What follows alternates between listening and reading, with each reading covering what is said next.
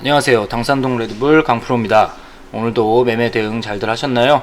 한 주의 마지막 거래일이었고 다행히 또 미국발 호재성 이슈 그리고 국내적으로도 좋은 뉴스들이 좀 나오면서 시장에 영향을 주면서 무난한 흐름으로 마감을 한 하루였던 것 같습니다.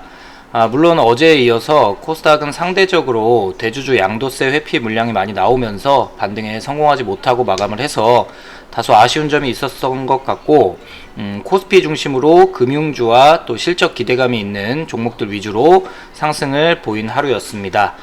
오늘 2020년 10월 23일 장 마감 브리핑 시작하도록 하겠습니다. 오늘은 코스피 코스닥 엇갈린 모습으로 코스피는 상승하며 강보합 마감을 했고요. 코스닥은 하락 마감했습니다. 코스닥은 전장 대비 5.76포인트 0.24% 상승하면서 2360.81포인트로 마감을 했습니다. 투자자별로 보면 외국인과 기관이 각각 381억원, 2246억원 순 매수했고 개인은 2705억 순 매도했습니다. 코스닥은 전장 대비 4.72포인트 0.58% 하락하면서 807.98포인트로 마감을 했습니다. 투자자별로 보면 외국인과 개인이 매수 우위를 보이면서 각각 583억, 649억원 순 매수했고 기관 투자자들은 1149억원 순 매도하면서 지수를 끌어내렸습니다. 환율은 어제와 보합으로 마감하면서 1132.90원으로 마감을 했습니다. 그럼 지수 차트 보시면서 기술적인 부분 좀 체크를 해 보도록 하겠습니다. 우선 코스피부터 좀 살펴볼게요. 코스피 같은 경우는 계속해서 박스권 안에서의 좁은 박스권 안에서의 또 등락이 나타나고 있고 계속 5일선과 또 21선 유지를 잘 하면서 마감을 하고 있고요. 장 초반에 좀 급락이 나오면서 아래 꼬리를 달고 다행히 음봉으로 마감을 하기는 했지만 또 종가 기준으로 어제보다 0.24% 강보합 마감을 한 상태고요. 분봉상으로 보자면 아침에 좀 낙폭이 발생을 돼서 시가 갭으로 출발을 하기는 했습니다. 상승 출발을 하긴 했지만 바로 또 급락이 나오면서 이렇게 하락을 했었죠. 그래서 우려감이 좀 나왔지만 11시 부근을 기점으로 해서 10시 30분 10시 이후를 해서 좀 급반등이 나오면서 V자형 반등이 나오면서 상승 전환에 성공을 했고 오후장 들어서는 아무래도 금요일장이었고 좀 차익 매물 실현들이 좀 나오면서 좀 지지부진했지만 그래도 보합권에서 마감을 잘 지켜준 모습입니다. 코스닥은 반면에 오늘도 좀 하락을 하면서 음봉으로 마감을 했고요. 물론 장 초반 급락 부분에 대한 반등은 나왔지만 다시 장 후반으로 갈수록 조금씩 밀리기 시작하면서 결국에는 하락 마감을 했습니다. 지속적으로 말씀드리고 있지만 800선 초반 또는 780선까지도 추가적인 하락이 좀 나왔다가 다시 반등이 나올 가능성도 있기 때문에 매매를 좀 진행하시는 분들은 현금 보유가 있으셔서 매매를 진행하시는 분들은 코스닥보다는 현재는 배당 메리트도 좀 있고 대형주 위주로 코스피 위주 매매를 좀 진행하시는 것을 권장드리도록 하겠습니다. 이 정도로 시장 분석을 마치고 오늘 주요 이슈 및 특징주 어떤 것들이 있었는지 함께 알아보도록 하겠습니다. 첫 번째 뉴스는 미국 FDA에서 렘데시비르를 치료제로 공식 승인을 했습니다. 그래서 관련주들이 오늘 급등하는 모습을 보였고요. 일단 대장주로는 오늘 맥스로텍이 상한가를 달성을 했습니다. 그래서 많이들 렘데시비르 관련주로 알고 계시는 파미셀도 오늘 장 초반 급등 그리고 장 후반까지도 좀 상승세로 마감을 했습니다. 물론 뭐 최초로 나온 이슈가 아니기 때문에 그렇게 놀랄만한 것들은 아니고 왜냐면 긴급 사용 승인을 지난 5월이었나요? 7월이었나요? 그쯤에 이미 한번 렘데시비르를 긴급 승인을 했기 때문에 이번에는 그냥 공식 치료제로 승인을 한 것. 그래도 뉴스 발로 좀 상승을 많이 했다. 맥스로텍은 좀 뒤에서 좀 설명을 또 드리겠습니다. 두 번째 이슈로는 오늘 문재인 대통령이 발표해서 세계 최고의 스마트 시티를 건설하겠다. 그래서 2025년도까지 10조 원을 투자하겠다고 발표를 하면서 스마트 그리드, 스마트 시티와 관련된 뭐 로봇 관련주들, 3D 프린터 관련주들이 좀 움직임을 보였습니다. 물론 동전주긴 하지만 휴림 로봇이 상한가를 달성을 했고요. 관련주들 뭐 누리텔레콤, 그리고 옴니 시스템, 스맥 관련주들이 좀 상승폭을 가지고 갔다. 하지만 장 초반에 좀 이슈가 있었을 때 급등을 했다가 장 후반으로 가면서는 대부분 상승폭을 다 반납하면서 마감을 해서 좀 아쉬운 면이 있었습니다. 세 번째 뉴스는 어제로 국정감사가 끝났죠. 국정감사에서 정말 요즘에는 정치를 좀 보면 좀 재밌는 일들이 많이 있는 것 같습니다. 여당과 지금 윤석열 검찰총장이 계속해서 약 1년 정도를 강대강으로 계속해서 공방을 벌이고 있는데, 오늘도 이렇게 좀 국정감사에서도 그렇고 여당에서도 계속 그 윤석열 총장에 대해서 비판 여론이 계속 나오고 있을 때마다 윤석열 총장 관련주들은 급등을 하는 모습을 계속 보여주고 있고요. 관련주로 오늘 서현 탑메탈이 상한가를 달성을 했고, 관련주 서현, 덕성 우선주 같은 경우도 장중 급등하는 모습들을 많이 보였습니다. 좀 차트 보면서 오늘장 급등주들 한번 체크를 해 보도록 하겠습니다.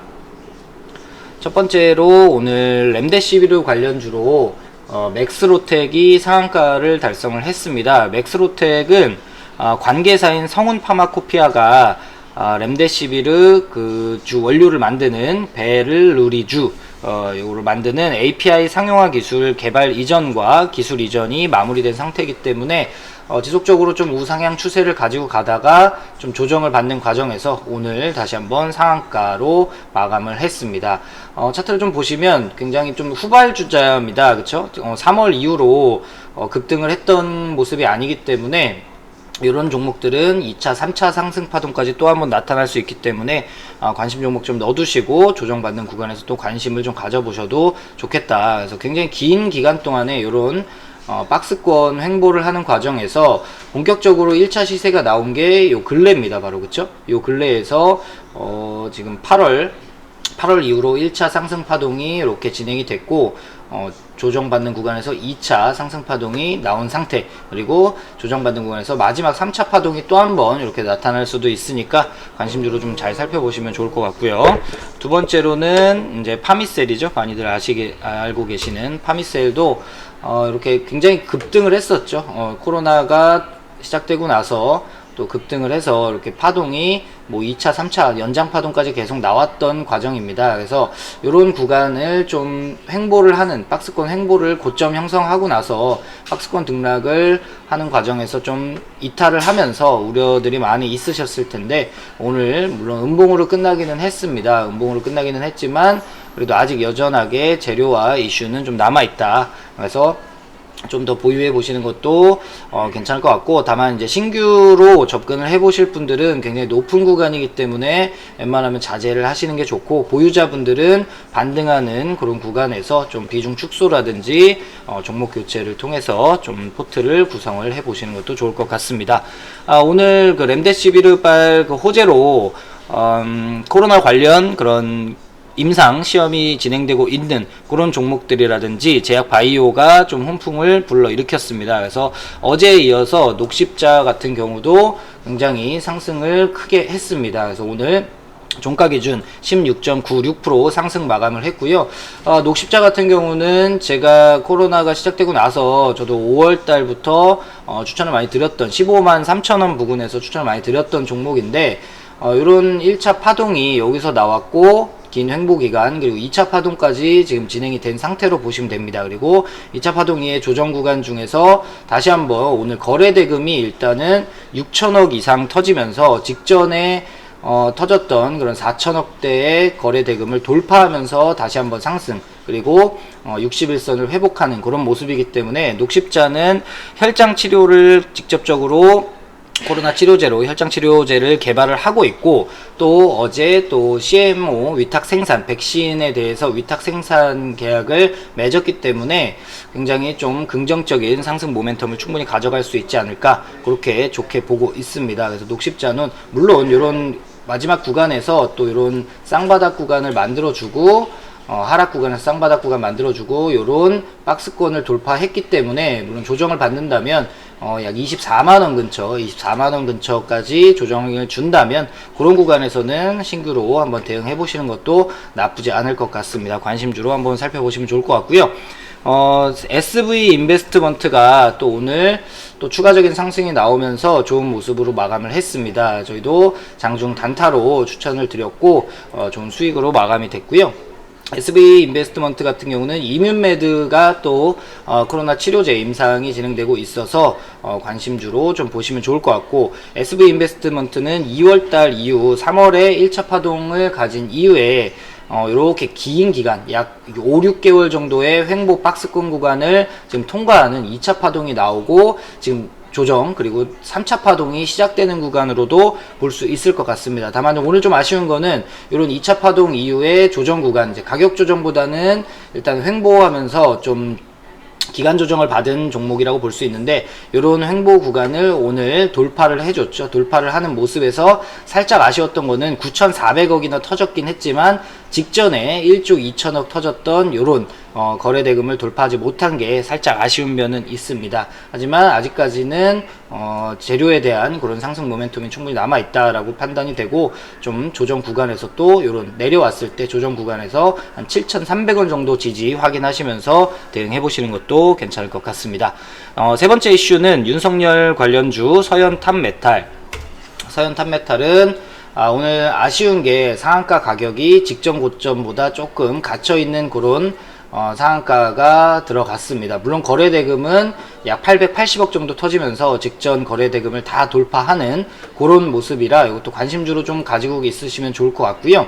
관심주로 넣어두시고, 왜냐면 정치 테마주는 아마도 내년 또 내후년이 우리나라 또 대선이 있습니다. 대선 지금 야권에서 1순위로 뽑을 수 있는, 물론 뭐 아직 정치인은 아니지만 야권 대선 주자 1위 후보로 볼 수 있는 사람이기 때문에 윤석열 관련주는 조정받을 때마다 좀 매수 관점으로 보시면 반등권에서 최소 20-30%의 수익은 충분히 챙겨갈 수 있는 것이기 때문에 관심 있게 좀 살펴보시면 되고, 서현탄메탈의 경우에는 오늘 상한가 마감을 했고 직전 고점 돌파하지 못했지만 월요일장에서도 상승 추세가 나온다면 또 보유 중이신 분들은 좀 비중을 줄이면서 수익을 좀 챙겨가시면 좋을 것 같고요. 두 번째 종목은 서현입니다. 서현은 물론 대시세가 뭐 나왔다라고 볼 수도 있지만 제 생각에는 아직 충분히 갈 수 있는 자리는 충분히 많이 남았다라고 판단이 됩니다. 그래서 요런 박스권을 요 정도 박스권이죠. 요 정도 박스권을 1차 파동으로 지난 6월이죠. 6월에 1차 파동 돌파를 했고, 박스권 조정, 2차 파동, 그리고 지금 또 조정을 크게 받은 상태에서, 가격 조정을 받은 상태에서 또 이런 오늘 또 상승을 하면서 계속해서 등락을 보이고 있기 때문에 추가적인 상승 여력도 있고, 좀 모아 가시는 전략으로 대응을 하신다면 또 좋은 결과가 있을 수 있을 것 같습니다. 그리고 세 번째로 또 윤석열 관련주에서는 덕성을 빼놓을 수 없죠. 덕성도 오늘 장중에는 상승 16%까지 상승을 했다가 후반에 좀 상승폭 반납하면서 음봉으로 마감을 하기는 했지만, 덕성과 덕성 우선주 잘 살펴보시면서 이런 종목들은 좀 기간을 넉넉히 가지시면서 최소 한두 달 이상 보시면서, 또 대선 그런 정치 테마주들의 움직임이 또 시장이 지지부진할 때는 정치 테마들의 움직임이 좀 잘 나타나는 그런 경향도 있기 때문에 서현탄메탈, 서현, 덕성 이런 종목들은 다 관심 있게 지켜보시면서 또 조정받을 때 매수 관점으로 접근해 보시는 것도 괜찮을 것 같습니다. 힘든 한 주 매매 대응하시느라 모두 고생들 하셨을 거라 생각이 됩니다. 계속해서 좀 조정이 자꾸 나타나고 있고, 아무래도 미국 대선이 오늘부로 딱 3일 남았습니다. 그래서 오늘 오전 10시에 미국에서 트럼프 대통령과 바이든 후보의 3차, 2차죠 공식적으로는. 그래서 최종 TV 토론이 열렸는데요. 뭐 트럼프가 좀 이겼다, 아니면 바이든이 좀 이겼다, 이렇게 뭐 여러 왈가왈부하는 사람들이 많은데, 아무래도 지금 2016년 약 4년 전에도 트럼프 대통령이 그 당시 트럼프 후보였죠. 힐러리를 상대로 약 한 달, 최소 뭐 한 일주일 전까지도 다 힐러리가 대통령에 당선될 확률이 뭐 95%까지도 올라갔었습니다. 그리고 당일날에도 오전까지는 힐러리 당선 확률이 뭐 80%, 85%까지도 갔다가 뭐 그날 당일날 뭐 10시 정도, 오전 10시 넘어가면서 갑자기 트럼프의 당선 확률이 95%로 올라가는 등 이런 이변이 많고, 또 트럼프가 막판 뒤집기 그런 전략을 어떻게 쓸지 그런 것들에도 좀 관심 있게 보시면 좋을 것 같습니다. 다만 다음 주에는 아마도 미 대선 전주이기 때문에 우리나라 우리나라를 비롯해서 뿐만 아니라 글로벌 증시가 조금 더 변동성이 좀 크게 나타날 가능성도 있을 것 같다라고 예상이 됩니다. 그래서 말씀드린 대로 매매를 좀 하시는 분들은 코스피 대형주나 배당 메리트가 있는 또 금융주 관련주로 좀 보시면 좋을 것 같고, 코스닥에서는 반등이 나오는 그런 종목들에서 좀 비중 축소, 현금 확보 전략으로 좀 진행을 하시면 좋을 것 같습니다. 현금 보유 잘 지키면서 매매 진행하시고요. 주말간에 또 글로벌 주요 이슈 체크하면서 다음 주 좋은 종목으로 또 찾아뵙도록 하겠습니다. 10월 23일 마감 브리핑 마치도록 하겠습니다. 즐거운 주말, 주식 생각들 좀 잊으시고 잘들 쉬고 월요일날 찾아뵙도록 하겠습니다. 감사합니다.